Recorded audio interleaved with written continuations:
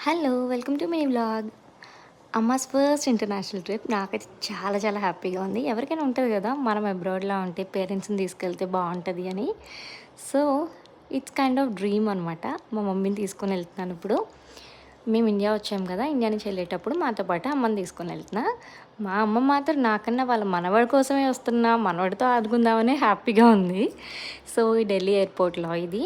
మా ఫ్లైట్ 2:00కి, ఇది 11:00 షూట్ చేశా. సో, ఇంకా ఫ్లైట్ ఎక్కిపోతుంది. ఫుల్ హ్యాపీ హ్యాపీ మనవడితో ఎంజాయ్ చేస్తూ, అలా నవ్వుకుంటూ సరదా సరదాగా వస్తోంది.